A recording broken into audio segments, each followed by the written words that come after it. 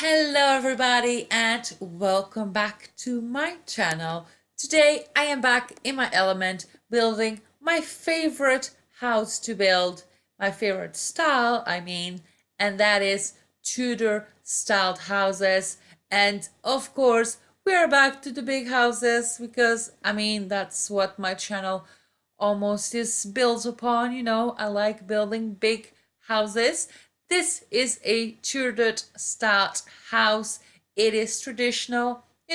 Last video we built something very modern and slick and lots of concrete and white. And this time we went the complete opposite way.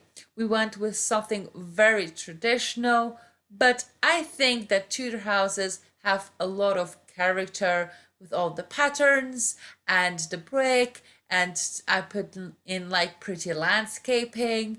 It is very simple landscaping, but a lot of greenery and like trees, it makes it all come together and makes it all look very nice. I am very pleased with this. So this here is a 6-bedroom house.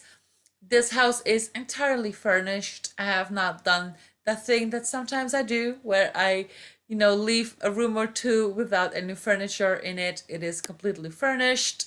It does have a attic, but it is not usable. It's simply there to make it look nice. And yeah, so the house is pretty simple, but it's very nice, and I really like the layout of it. So downstairs you do have a garage. It has a garage, it has a car, that's what I meant to say, inside of the garage, and one parked outside. Now, a lot of people see these cars and they don't know the trick, and so they assume that I'm using CC. First of all, let me just say I don't own any CC. I will never use CC.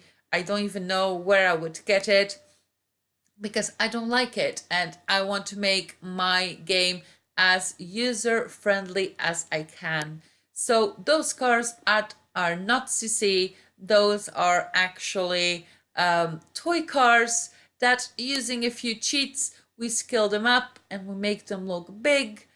Sometimes they do look a bit weird if you go like too close because it is a very small object. So when you scale it up, it distorts a bit of the object, but it's just there to give the illusion of, cars being parked in there.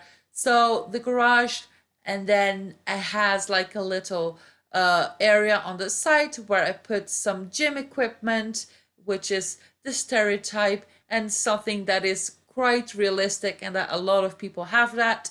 Let me know if you do have a garage and if you have any gym equipment in there. It is something that a lot of people have. Now, I do not have a garage or gym equipment, so that doesn't apply to me. And next to it, you do have a separate laundry room. I wanted a laundry slash bathroom, but I didn't want it to look like it was a bathroom that just has the laundry machine in there. So what I did was I separated the toilet area inside of the laundry. So if you do need to have, a quick pee, you can go in there and have it, but you do have different. Oh, actually, this house has 7 bedrooms. I completely blocked that out because there was another room downstairs which I have furnished into a bedroom. I suppose it would be like maid's quarters or, for a butler. If you do hear any like strange noises, by the way, it is raining a lot outside and it's hail, ice when it rains ice. So that's happening out there. But yeah, I am completely losing track of my own thoughts. So, yeah, so the laundry, and then you have this room here. This is the kitchen that is attached to a little sunroom or a breakfast room or whatever you want to call it. I did not want to put a glass roof on it. I wanted to, have a normal sunroom, just a lot of windows that look outside. The view is very nice.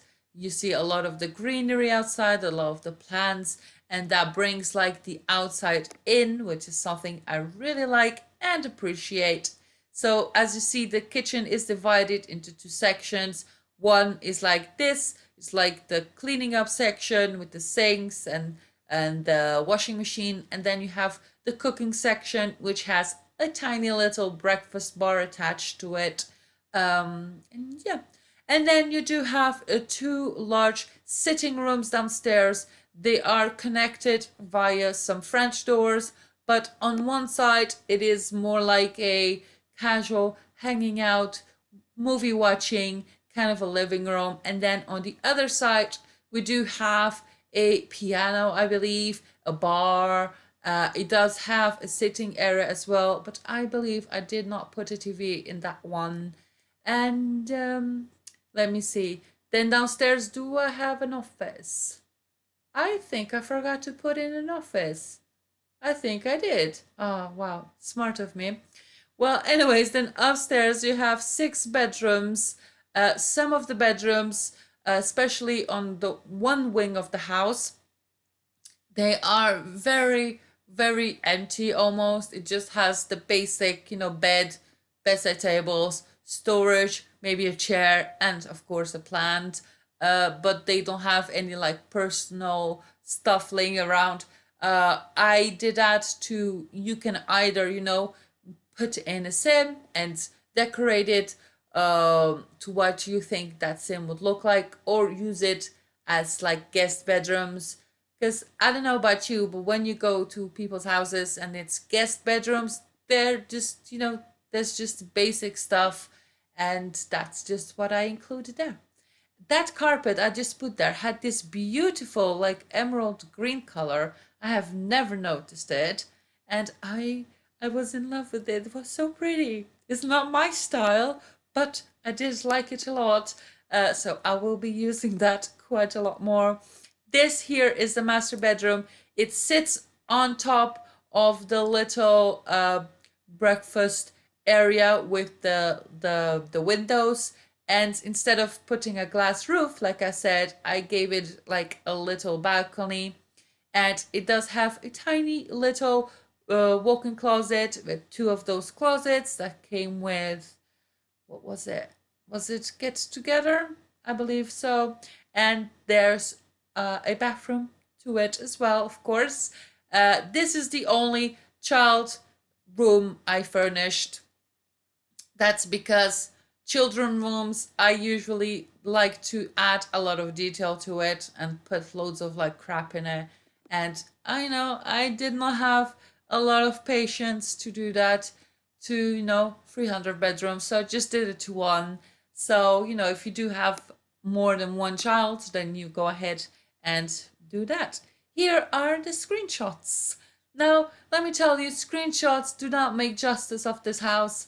It does look a very bare minimum, but once you are inside, you will actually see it looks very, very nice. Now, if you do want to download this or any other of my builds, you can look for me on the gallery using hashtag simsdesigns or hashtag simsdesignsYT.